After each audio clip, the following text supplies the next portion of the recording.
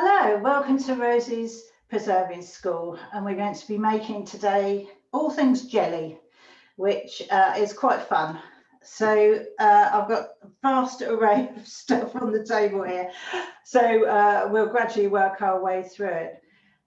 First of all, I want to welcome Marianne, who is in Southern California, and this is her birthday treat, so I hope it lives up to expectations. It's very nice to have her along. So fruit jellies is something that some people never make. They never attempt it, which is a shame. They're quite good fun, and it's a kind of for me, it's something to sort of show off with a bit, because you can change the ingredients, you can change the way you kind of present it. So as we go through, some of that will become apparent. I've got quite a lot to get through, so I'm not going to do any other sort of principles of sugar or anything like that. We're just using straightforward white granulated sugar, nothing special. So, you know, you don't have to sort of worry about which sugar and all the rest of it. You know, I don't use sugar with added pectin in it as a rule. That will come to that later. And I don't use preserving sugar. I just use the cheapest sugar or the one that's available. I do try and use, because we're in the UK, or I am, I do try and use a beet sugar, which is grown here. But those of you around the world, you know, cane sugar will probably be your best option. It will be your closest harvest. Okay, well, I've got my jelly bag stand here, which we had a look at last week, which came up trumps. Have I got? Oh yes, I've got my jug here. I cooked my red currants yesterday. I did actually cook quite a lot, but they've cooked down really well, but I haven't got much juice. But I don't really mind, because I've already got some red currant jelly and I don't really want to have a cupboard full of it. So we'll still go through the principles of it, and it will all be fine.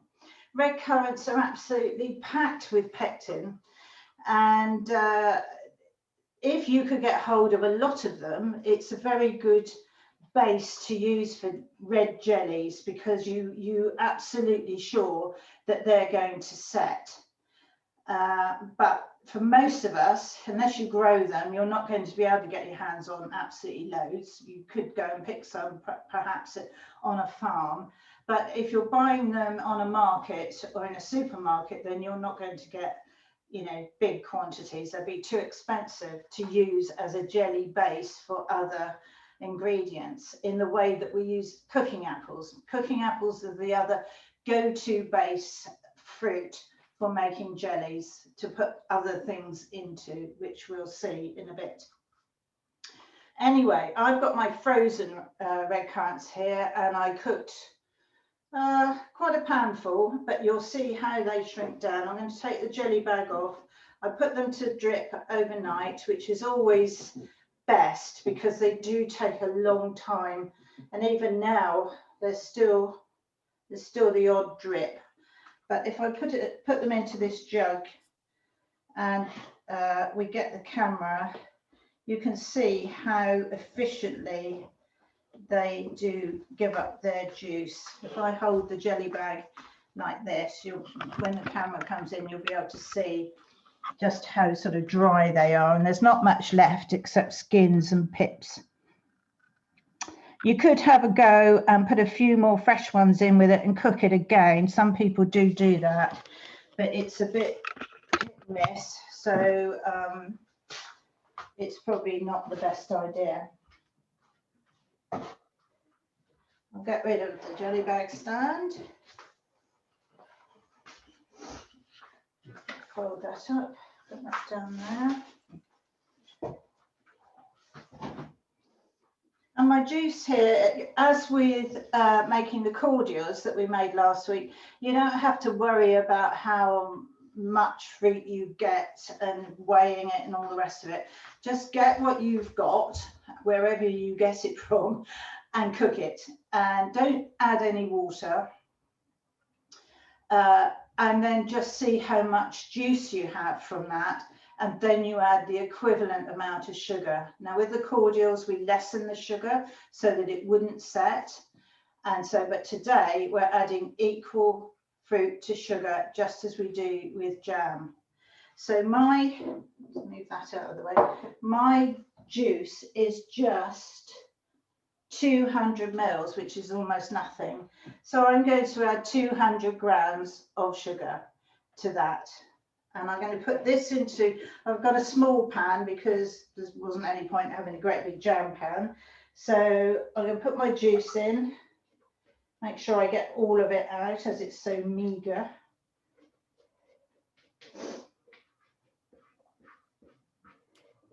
Now, if you've picked a load of red currants or any kind of currant, don't bother stringing them. You don't need to take all the strings off. You can just cook them, strings and all, put it all through the jelly bag and end up with the juice. So it all saves time. So now I want 200 grams of sugar. Catching my skirt on something there. I've got my granulated sugar here.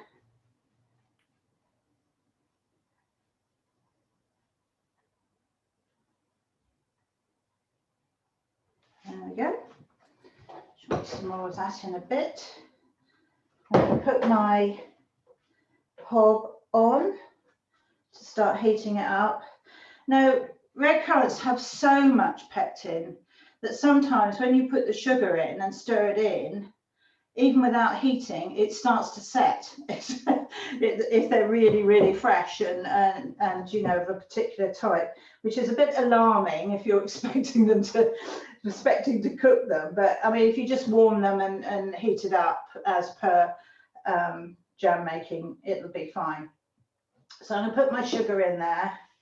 You don't need added lemon juice or anything with this one, which is good. So if you've got a hard to set jam, like say rhubarb, if you wanted to make some rhubarb jam, if you cook some red currants and put some of the juice in, it would help it to set for sure, without adding anything else that you don't want to add, like pectin.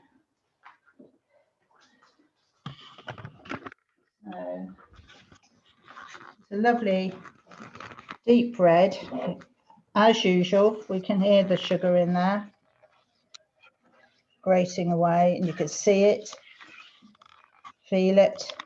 And you need to melt that sugar down before you start boiling, because you don't want crystals of sugar growing in your jelly because they haven't been dissolved properly.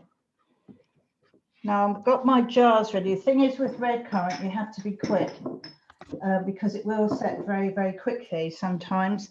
And before you've got it all into the jars, the bit that's left in the pan has set.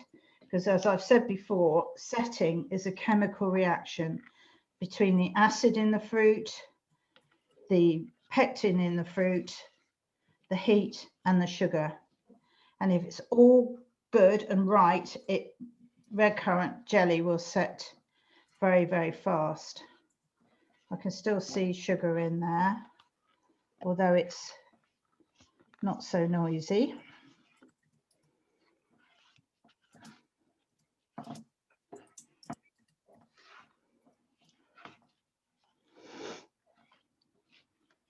Ooh, splashing it everywhere.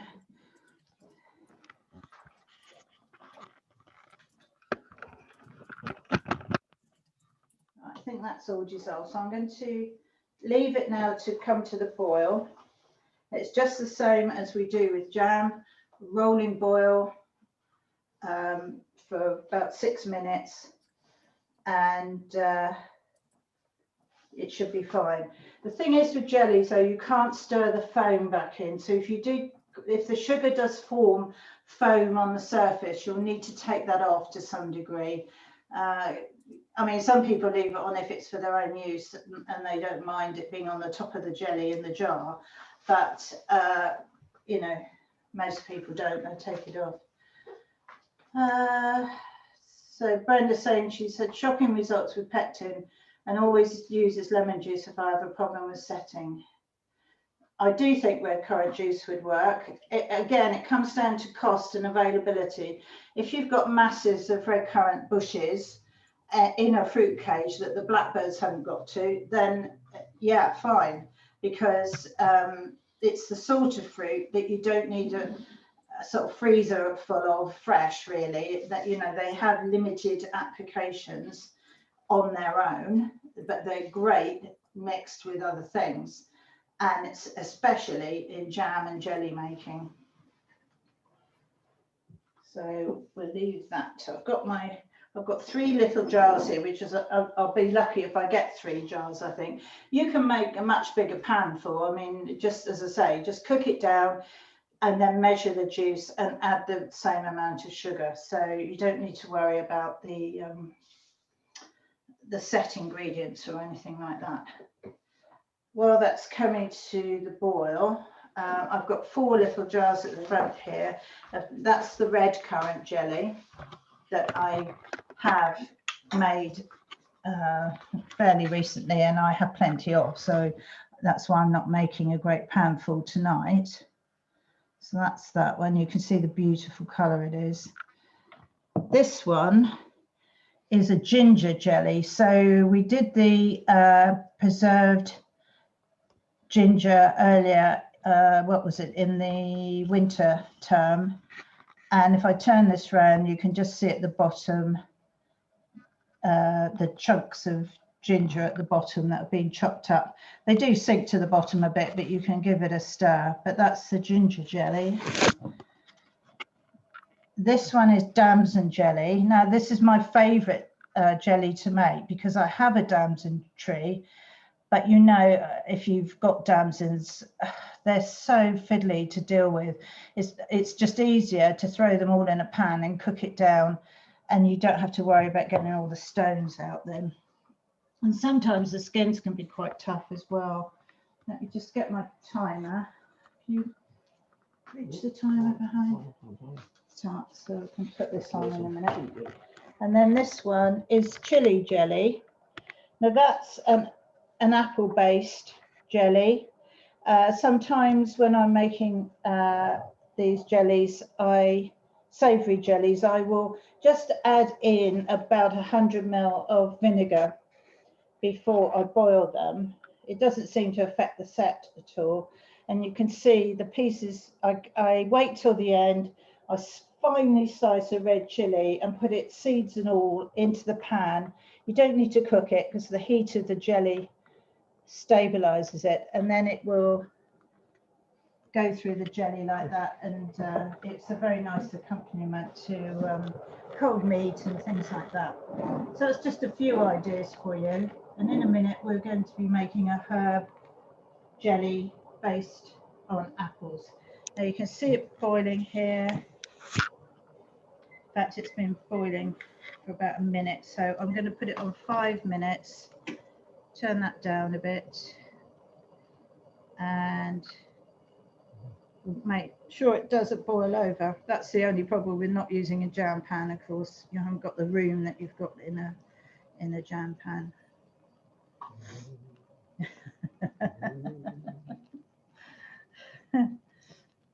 It's all good stuff. Get my heat mat here. If it does look like it's boiling over, you can just give it a stir, and that, generally speaking, calms it down a bit. But not much. It has to boil like this, so otherwise you won't get that chemical reaction between the sugar and the acid and the pectin. It has to be hot enough. And if you've got problems with things not setting, it is either acid or heat. So if you think it's not acidic enough, then you can add more lemon juice, or add some lemon juice if you haven't added any already. And then make sure that you've got the pan up hot enough for long enough. I'm just going to grab a saucer to put that foam on if needed.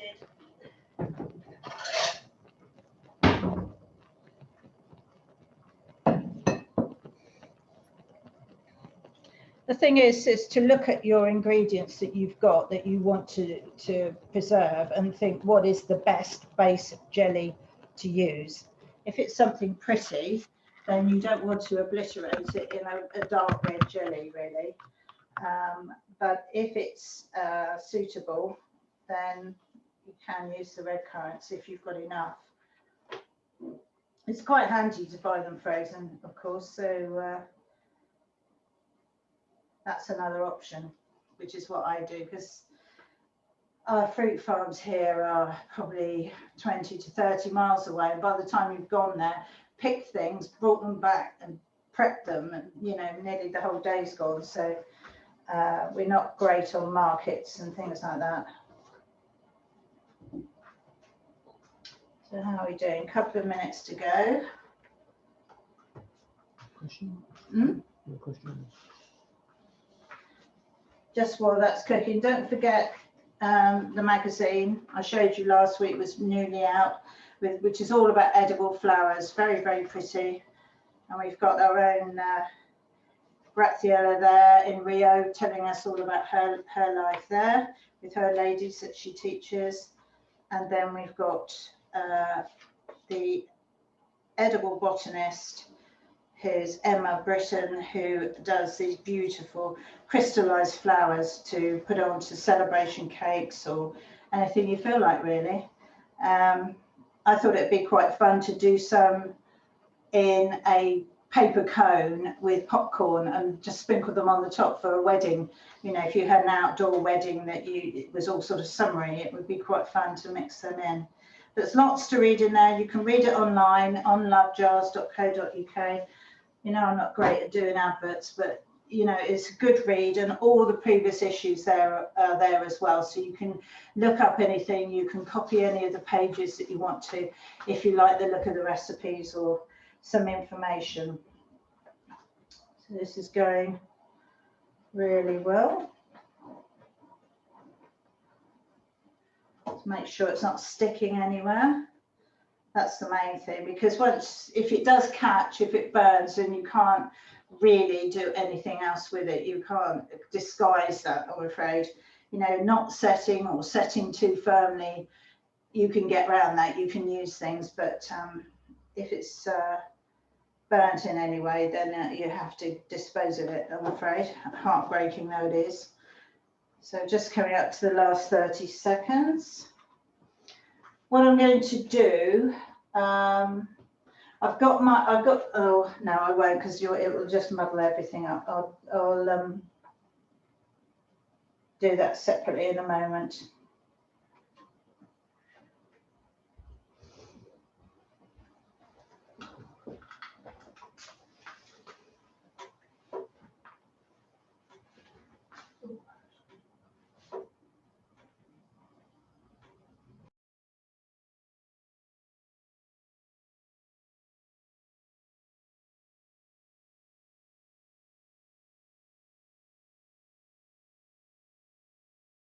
So let's take that off of the heat. There's not really any foam to speak of. I mean, there's a little bit there, but I'm not really worried about that. What tends to happen, it will start to set in the pan, even though it's blisteringly hot. And once it starts to do that, you can sort of draw the foam over to one side and avoid it, and then eventually take it off. But to start with, you can just leave it as is, and then because the surface will start to set and the foam will cook and become harder, firmer and easier to pick up with a spoon. It's surprisingly difficult to gather it onto a spoon. Don't know if you can see. I'm not going to put any onto a saucer to test for a set. You do it in exactly the same way as you do jam, but generally with jelly, and especially red currant, you can start to see, this is starting to already crinkle up. See, you can push that all over there out of the way, and you're left with a beautifully clear red jelly there, which I'm going to need to get into these jars before it sets in the pan. It really can be that quick. So I can see it crinkling on top of the ladle as I do this. It's astonishing when it is so hot that it can still set like that. Can you see on top of the, don't know if you can come into the pan, Joe, if you can see. As I do that, you can see just crinkling up at the edges. So you have to work fast. I don't use butter, Brenda, because I haven't found I've needed to. Because when we make jam, we can stir it in, and jellies like this, you can just gather up this bit and take it off. You would be able to see the butter in the jelly. And also, so many people have allergies now. I don't want to have to put that there's an allergen in the jelly, which I would have to do if I used butter. You see there, look, on the top of the pan, you can see it all crinkling just by tipping it. So I better get in here pretty quickly. I have had it set in the pan before, but you can just sort of melt it again, but it doesn't do it any good to keep on setting. You see a big drip there to keep on heating it up, really. Right, there's a couple of little jars there. Put that on my saucer as well. Put the lids on. It's hot.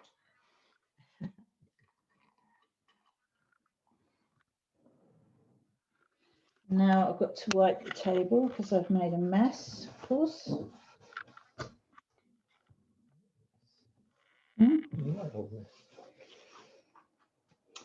So you can use this as people traditionally did with, you know, a lamb roast or a venison roast or something like that. You can serve it. You can, I like to use it for desserts, really. That's my two little jars there, which suits me fine. And I've got here, this is just a chocolate brownie. If you wanted a quick posh pud, I've got a chocolate brownie, and I'm going to just put over some icing sugar like that. You can make the brownies, or I get them from our farm shop because they're very good quality. If I had this in a jar, I would just melt some down, but as it's already melted, it's probably a tad hot. But anyway, you'll get the gist. It's just to pour it over the raspberries to glaze them, except it's getting a bit lumpy now because it's setting. And that just sort of makes a nice pudding. Or, where's my cloth gone? The other way to use it is the tarte au citron, the very buttery pastry with the lemon filling. Again, you can put the raspberries on all round, stood up in a pattern, and then glaze it with the red currant jelly over the top, and it just makes it all look really lovely. So I'll take this out of the way.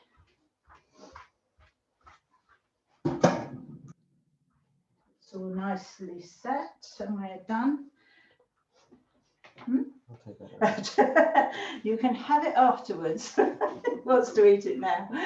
So we're going to move on in a minute to the apple based jelly, which typically I use. Well, I use it for all the other ones that aren't red, basically. Ginger, chili, or herbs. I'm going to do a herb one tonight because it's probably the most useful, and you can do a single variety herb, or you can chop up a mixture of herbs. If you're going to chop, then I would steer clear of too much rosemary because it's quite woody. You need things like thyme, oregano, marjoram, that kind of thing. You could use tarragon, anything like that. Sage tends to be a bit tough, but you can always flavour a sage jelly with sage and not put any in the finished jelly. You can, when you're cooking the apples, you can put loads of sage leaves in with it to flavour it, then drip it, and then use the juice to make the jelly. So I've got another pan, and what I had, I didn't have, because of shortages here with all of the Brexit things, I couldn't get any cooking apples. So I've used a bottle of my preserved apple pulp that I've already cooked. So I opened the bottle and dripped it, and I've got 700 ml of juice there, which I'm going to put in there. But if I was cooking my apples, if I'm starting with apples, I would chop them all up with the skin and with the cores, because that's where the maximum pectin is. And you cook that, all the apple, the cores, everything together with some herbs of your choice, and then drip it. But I've already done the cooking bit. So this is my juice, and I've got 700 ml. So I need 700 grams of sugar. Are you cooking along, Danielle, or are you going to do it later? Yeah, so I'm putting in 700 grams of sugar. I've got 700 grams, I might need to get a bit more. Just a little bit more. Ooh, getting caught on that.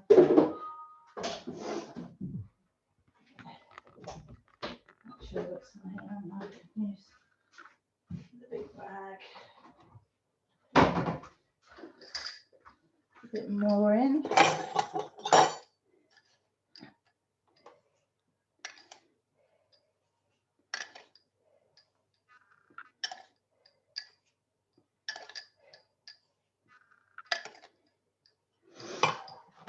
Now, I'm going to go away from the standard recipe slightly, because I'm using my cooked pulp and I didn't cook it with the skins and the cores and everything. I'm slightly nervous about the pectin quality of this juice. So a company has sent me some pectin to trial. This is what powdered pectin looks like. So I'm going to add this to my sugar. I don't do this, Marianne, you don't need to do this bit. So just to be on the safe side. So I'm going to, but you add it to the sugar. You don't try and stir it into the juice or anything like that, because it will just all clump together. And if you buy jam sugar with pectin, this is what it means. It's got this already stirred in. So they've sent this to me because they want me to buy their pectin. So I'm just going to mix that into there so it's even and won't all stick together in a nasty little sticky lump. I don't like using it, but I thought this would kill two birds with one stone, because I can see what it's like, and it will also help this to set, hopefully. So I'm going to stir in my sugar to the juice.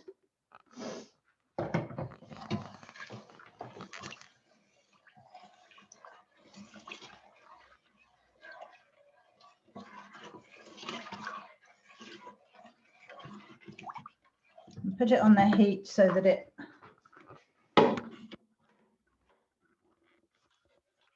dissolves, hopefully. Now, because again, I didn't cook the apple with herbs, I'm going to put thyme in now. I'm just going to keep some back, some little thyme sprigs, just a few. Now, if Marianne's cooking along and you're going to, whatever herbs you're using, if you want them chopped, then chop them now while we're waiting for this to cook. Get them all chopped up finely. You know, that's just something. Karis is saying, hi Karis, do you use apples as a base for mint jelly? Yes, I do. This is exactly what I do. So today I'm making a thyme jelly. I could make a mixed herb jelly with all different ones, all chopped up finely.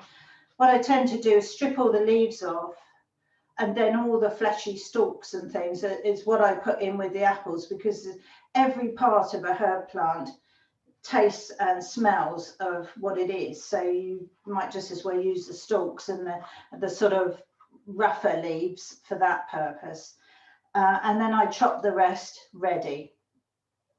You don't need to put them in until the jelly is cooked and ready and is setting. You stir the chopped herbs in right at the end. Because I didn't put any herbs in when I was cooking the fruit, because I bottled it as pulp, I'm going to put some herbs in now, which I will take out before it's finished, but it will just get some thyme flavour into the jelly. And then I want to show you a process that you can do as well. So I need to stir this again to melt the sugar, dissolve it. Sugar crystals are hygroscopic, they absorb moisture and they grow. Crystals, all crystals grow. So just as you see a big lump of amethyst where it's sort of added to itself and gets bigger and bigger over time, so does sugar. If you don't dissolve it, it will get bigger and it will form sort of crusty lumps in your preserves, which they're not harmful, but they're not that pleasant to come across when you're eating a nice jelly and you've got a great big crusty lump of sugar in it. You know, it's not desirable. So that's the reason it's important to melt it all down.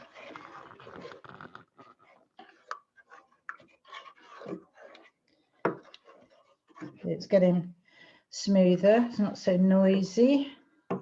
I've got it on 6, so it should heat up pretty quickly.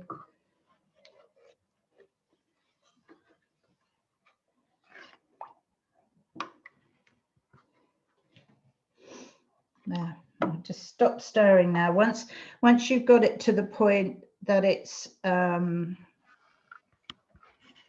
dissolved, don't keep stirring. Stirring cools things down and you'll be there forever waiting for it to come to the boil. And really, with all preserves, you want to cook them, all jams and jellies and things like that, cook them in the optimum time. If you leave them on a low heat, cooking away, fine if you've just got to go and answer the door or something like that. It's better to take them off the heat and put them onto a heat map while you do something else or answer a phone call or something. If you leave them on a low heat, they will evaporate and you'll end up with sort of glue, and you know, it's easy to overdo it. You want them high and fast and get that set reaction.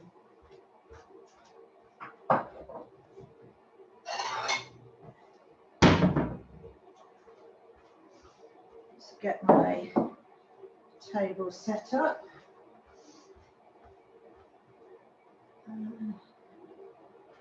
Where's it slotted? Yeah, plastic one. Right.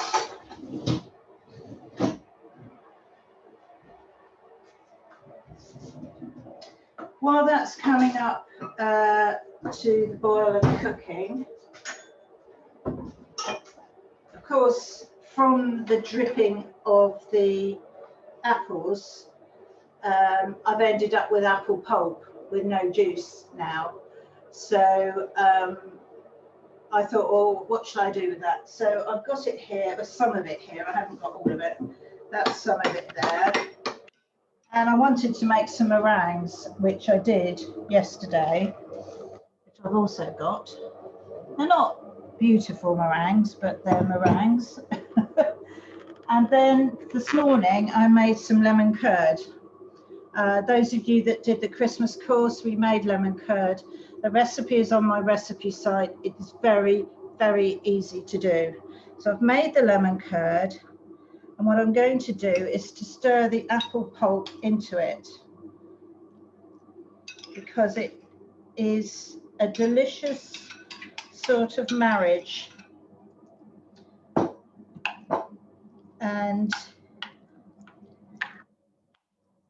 ends up like a lemony, rich custard.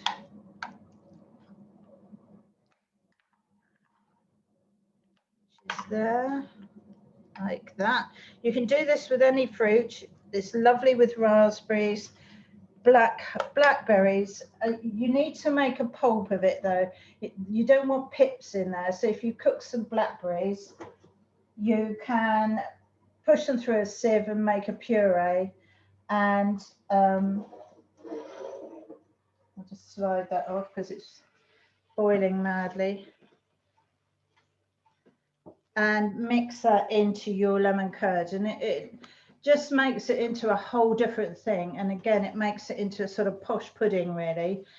You can use it to fill a big meringue pavlova base and add cream on the top if you're, indulgent. But really, the lemon curd is rich enough. And then you can drizzle your red currant through it or over it. Put fresh fruit on as well if you want to. It's just a nice thing to make. I really like the apple in there. Please don't boil over. I've turned it down a bit now, so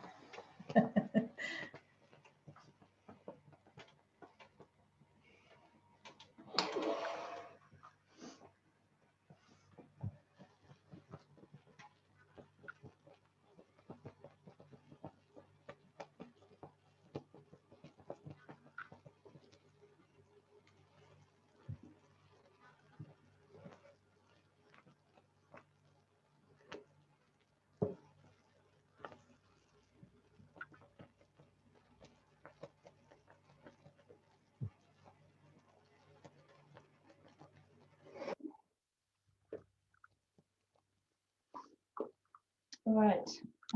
Let me get a plate.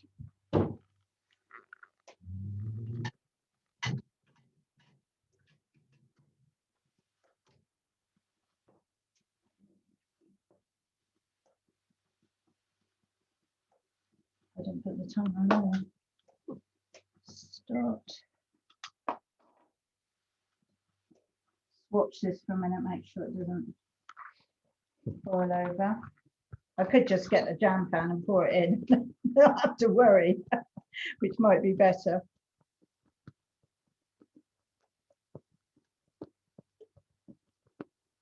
I think I will, because otherwise I don't want to turn the heat down too much.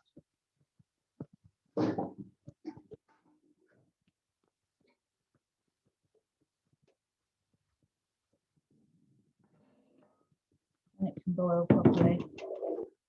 Whoa.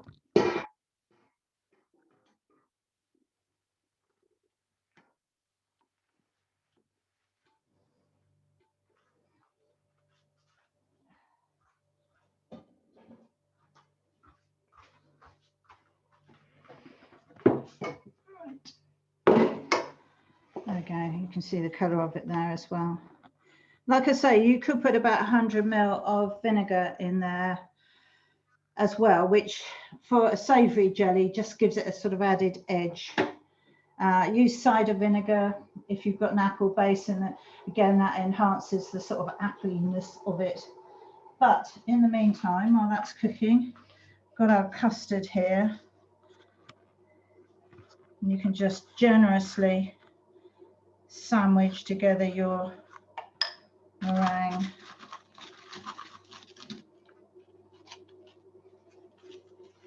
and if it drips down the side, all to the good. There we go. And it's just a lovely, delicious alternative to straightforward lemon curd.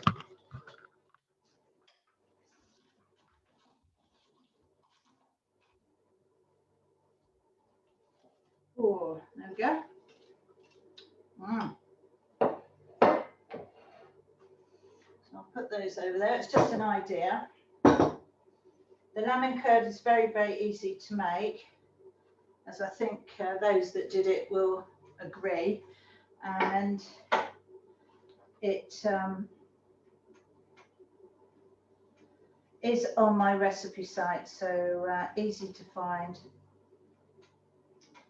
If you want to step by step, go to the blog, which is blog.rosiemaxjam.com, and there's pictures of every stage of doing it, so you don't need to be sort of worrying about it.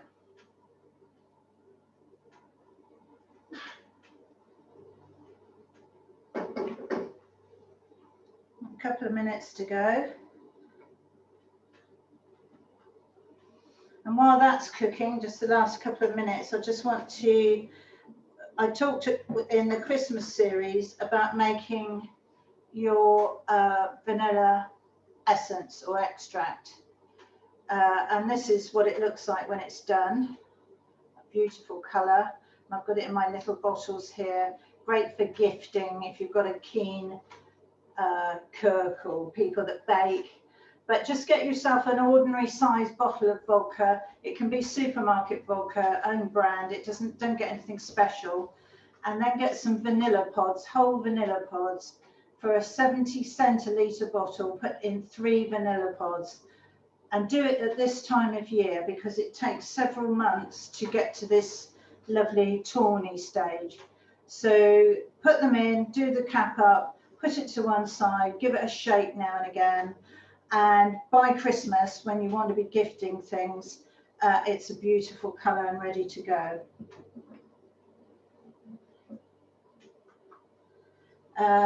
Rachel saying, do I have any preferences over using with the mother raw unfiltered cider vinegar in apple-based herb jellies?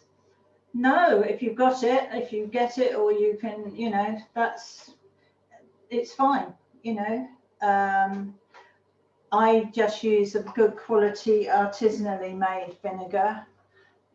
They do a raw vinegar, but the cider vinegar I use, because I sell it as well, I tend not to get into the raw one too much because it's sometimes confusing for people.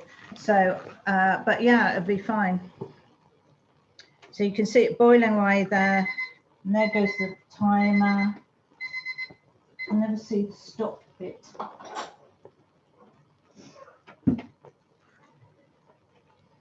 Just give it another half a minute for faffing about, tipping it from one pan to another.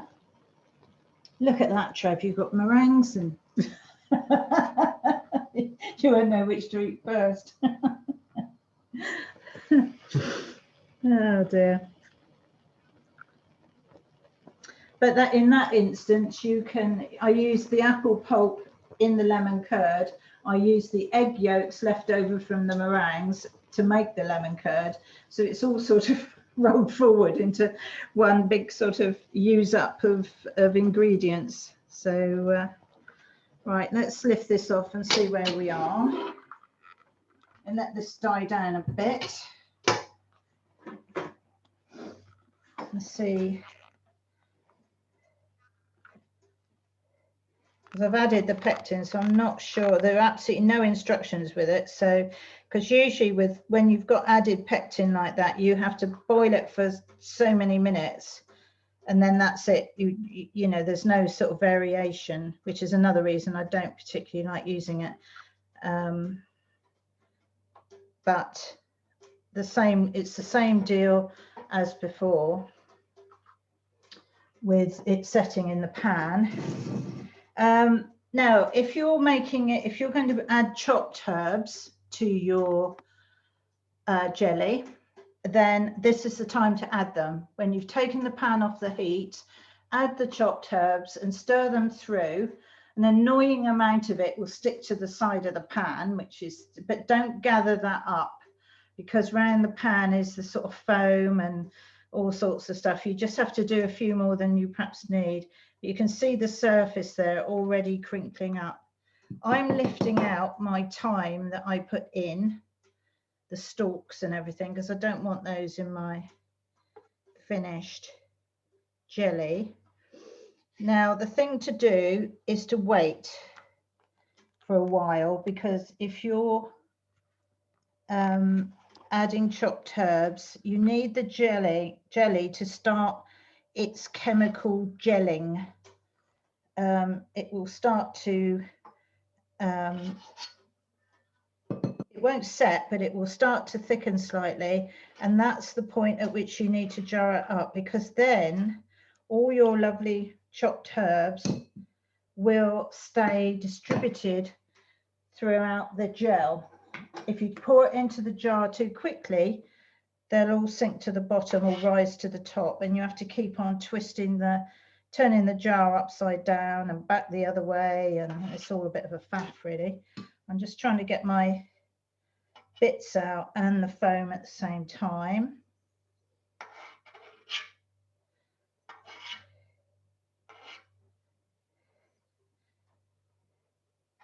You wouldn't normally have to do this, because you'd normally put it in with the apple. I think that's most of them. It won't matter if it's only for us, so it won't matter if there's a few, but I'm just trying to do it properly so you get the right idea. Right.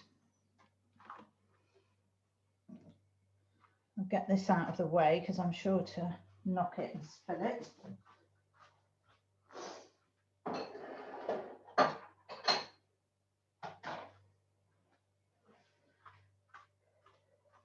What I'm going to attempt to do is to suspend a few sprigs of the herbs in the jar, because that's another technique that people like about making jellies.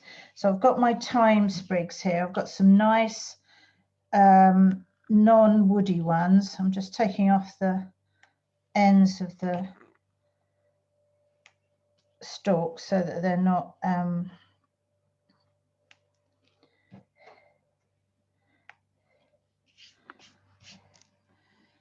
we don't want any loose leaves. Now, if you've got nice clean herbs, it's really best not to wash them, because there will always be moisture clinging to them. You will never remove all of the moisture, and the moisture will then be in the jelly, and that's compromises it.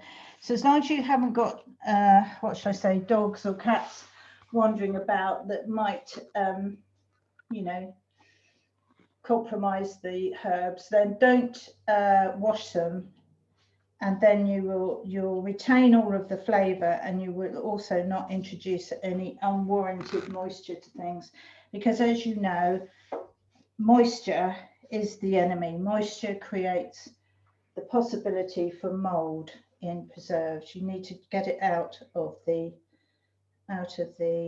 equation. Now you can see this is starting to set. You can see the top of it there gelling. If I draw that across, so I'm going to get that into the jars. I can find my other jars. They're behind me, I think, aren't they? Yes, there they are. I like to use little jars for jellies, because in the main it's not something you're going to eat masses of in any one time, and you can then have a variety. If you make big jars of it, you're sort of stuck with that jelly, and you know, you've either got half open jars, or you get fed up with it, one or the other. So what I'm going to do is ladle this jelly in, which is setting beautifully.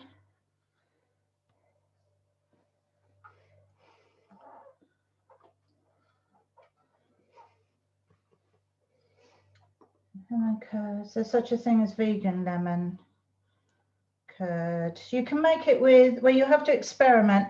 I did make it with a non-dairy spread once for a girl that had a dairy allergy. So you'll just have to experiment replacing the butter, but I don't know about the eggs, you see, that's the problem. I'm not a great expert on vegan food, I'm afraid, but the eggs would probably be the biggest problem that you would have.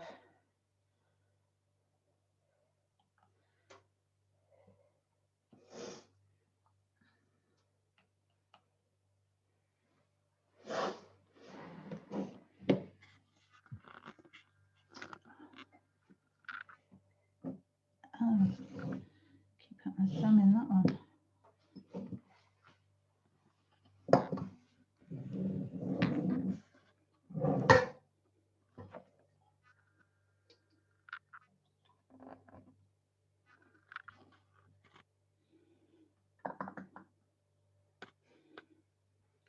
Don't forget, if you're going to use the preserved ginger chopped up, if you want to make a ginger jelly, put the ginger in the jar. Don't try and stir it through and then get it evenly spread out.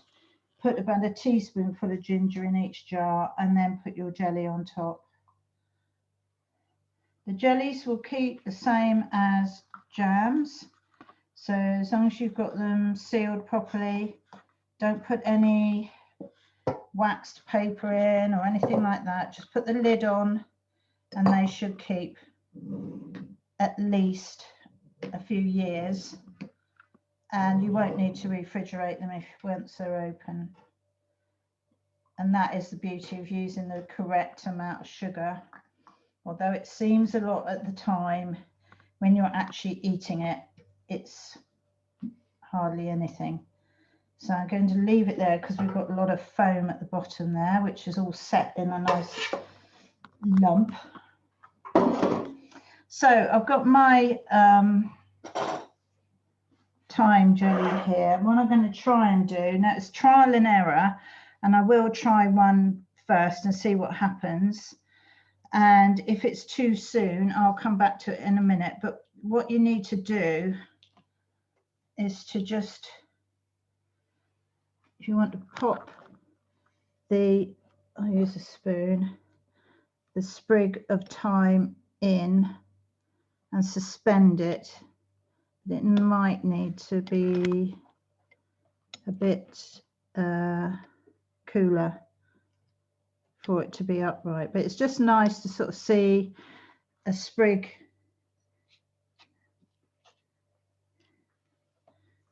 So you've got skin on the top, which is hampering things somewhat. Take that out of the way. And then push in my herb. And if you want to make like rosemary jelly, where I said that the herb is too tough to chop up and have in the jelly, you can cook rosemary sprigs with the apple, take them out, and then at the end you can put in a rosemary sprig in each jar like this. Brenda says she's got 2 crabapple trees. Yes, crabapple jelly is fantastic. You know, if I'm being sort of rude, it's about the only thing you can use them for. But it makes the most gorgeous rosy coloured jelly. And again, you can, it's very nice actually with spices.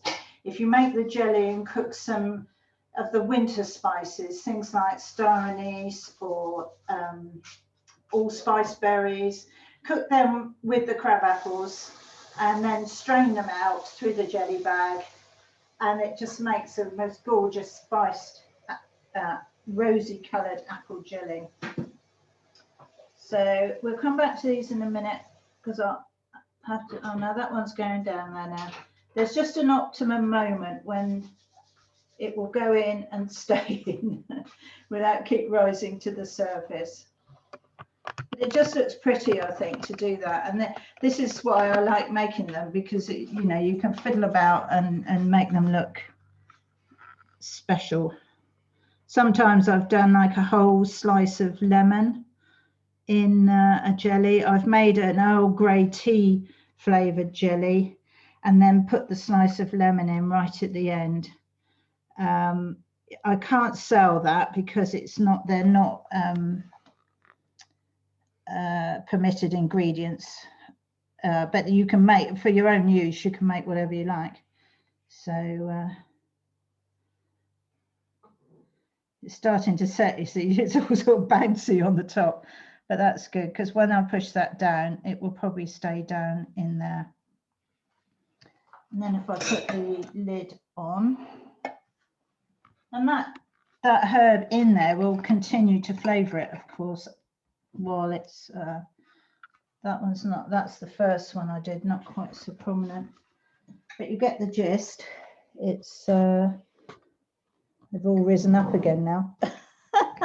You can turn it upside down and, you know, kind of get it back where you want it to be, but it's just another idea.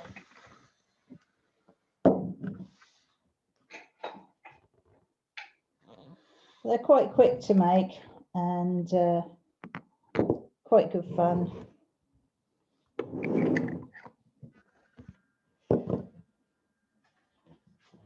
I've lost a lid. I'll put this one on, it won't matter, it's just for us. Okay, the meringues and the brownie and the jellies. I just want to show you one last thing that is sort of between a jam and a jelly, which you may have heard of and wondered what it is, or you might have made yourself. I'm just going to rinse my hands because they're very sticky.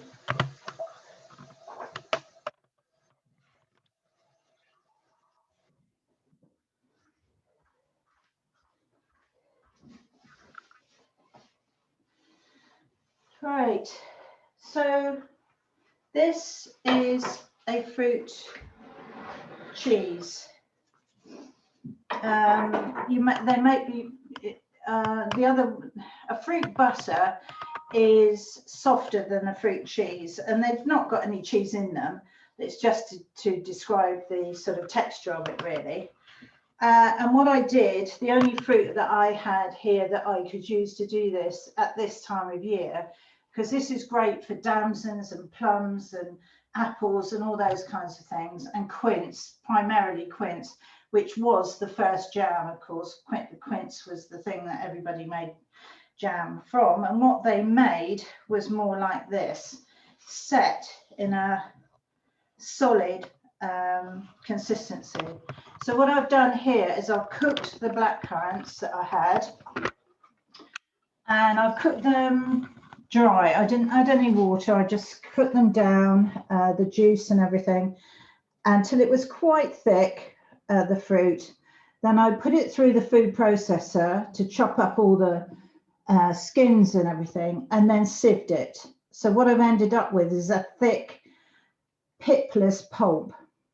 I've then weighed it and added equal sugar, and then cooked that longer than you would cook jam for, slightly, about double the time, and then put it into these little straight-sided pots. Before I poured it in, I put a little piece of parchment paper in the base, and then I just used some kitchen paper and rubbed around the inside of the jar. I used grapeseed oil because it's benign, it doesn't taste of anything, and it's light. You don't want a nice sort of flavorful olive oil or something. You want something that isn't going to taste of anything, so, or isn't going to affect it too much. Things like almond oil or something like that, and just wipe a thin layer around inside. And then you can turn out the cheese, which is a solid lump. And of course, people would slice that and eat it with cheese. I don't think that's got anything to do with why it's called that, but nevertheless, if you go to sort of posh restaurants now, you might have a lovely cheese board with all the cheeses, and then a little tiny square of quince or membrio, it's called, little tiny square of a sort of peach, quince jelly, and then you can slice it very easily. Ooh, there, and you can see the texture of it. So for some fruits, and especially quince, because they're a nightmare, aren't they, really? They're rock hard, the skins are thick, they've got sharp cores in them. It's just better to cook them down whole or bake them in the oven so that they break down, and then use the pulp to go on and make something with, rather than trying to prep them and peel them and everything. It's sort of actually impossible. So that's another idea that sort of falls between the jelly and the jam. And here I have, it looks rather odd there, but it's because I set it on a saucer. But I just thought I'd go over where, you know, the kind of the jam, how it sort of evolved over the time. And from the quince, they were cooked. This dates from medieval times, and this is a medieval trencher wooden plate. It's a replica that we were at some historical fair, and they were selling them. This guy was making them, and this is what people would have eaten off of, what food was served on, and it's just got a shallow indentation. So when they made their jam, it would then be poured onto the trencher, and again it would be quite thick, poured onto the trencher, and then they would make lots of discs like this, and then they would be peeled off. You can see peels off quite readily. I've stained my trencher now, and it's quite, you know, quite solid. They would put them on a windowsill or something in the still room or in the cool pantry, and then layer them with herbs like this. And then the next one would go on top, and so on until they had a big stack of them. And the herbs were there to sort of keep the flies and, you know, little bugs away. It would flavour the jam as well. And then when they wanted to serve it, this would be brought to the table, the trencher with a piece of jam on it, a disc like this, and then it would be passed around, and you just cut a piece to have with your food. And as I've said before, in medieval times, all the food was on the table together, sweet, savoury, everything, bread, all there, and you just ate instinctively of what there was. It might have been simple, but it was wholesome. And you would take your piece of jam and you would eat that with whatever was on your plate. Hence why we eat red currant jelly with roast meat now, and things like apple sauce and all that kind of thing is a throwback to those times when people just ate what they had all together. And I think it's quite a nice way to be honest. So there we have it. I hope it's been sort of, you know, answered some questions for you. Oh, I didn't show you this either. Last year, our pear trees were absolutely lovely. We had some lovely pears, and I didn't want to try and cook it all down to a sort of mush or anything. And so I cut them in slices, and I made an apple and pear jelly. If I tip it, you can just see there's pieces of whole slices of pear suspended in there. And we're going to have those just with ice cream. And when we've eaten them around, they're brownies, that is. So let me just go through the questions. We've done the crab apples. Yeah, that's brilliant, Brenda. Yeah, the crab apples are just they're so pretty on the trees, and then if you don't catch them, they're all on the floor in a mess. But they do make the most amazing jelly, and they're beautiful colour. So if you get offered some by somebody, grab them, and if you can't deal with them there and then, just stick them in the freezer, you know, maybe give them a wash and put them in a clean bag, put them in the freezer, and then you can take them out and make them when you've got time, because people never turn up with things when you've got time to deal with them, do they?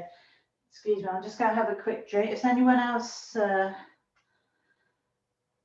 No more questions. So I'll see you next week, hopefully. We're going to be making apricot spoon fruit, which I have here, and no doubt talking about lots of other things as well.